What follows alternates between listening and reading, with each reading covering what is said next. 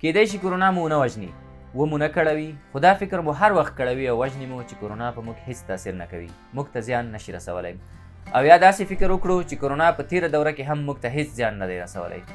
کرونا وبا ده، عقیده نه پیژني، هر څوک نیولی، کړولی، جزولی او ان وژلی شي. د افغانستان د عامې روغتیا وزارت د تازه ارقامو له مخې په معاینه شوو خلکو کې نږدې 15% کسانو کرونا لرله. د ډاکټرانو او وباپوهانو له نظره دا ډیره لوړه او جګه فیصدي ده. په کار ده ټول احتیاط وکړو، ان که داسې فکر هم ولرو چې پر موږ کرونا هیڅ نشي کړی، هیڅ ډول زیان نشي راته رسولی، خو دا فکر باید ولرو چې موږ په کار ده د دې لپاره احتیاط وکړو چې موږ د کرونا وبا په خپرولو کې ونډه وانخلو.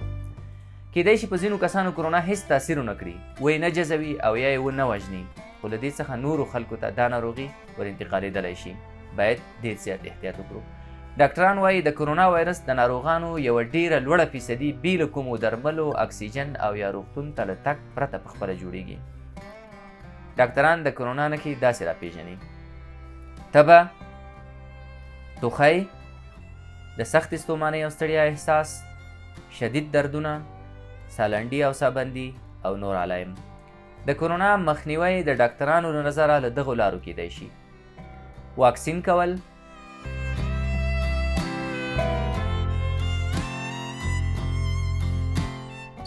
ماسک کارول،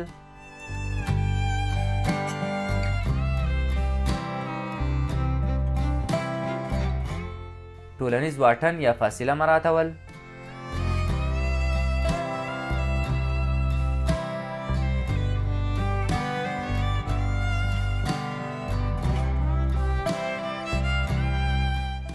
په صابون لاسونه وینځل،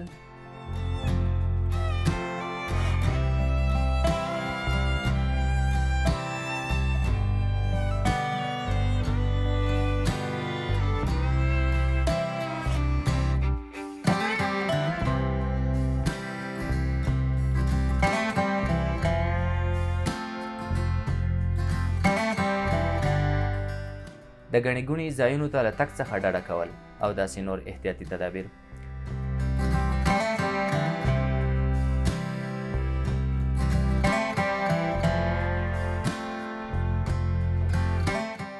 دا مهال په هیواد کې روغتونونه د اکسیجن له سخت کمښت سره مخ دي. په مشکله یو چاته پوره اکسیجن رسیدی شي.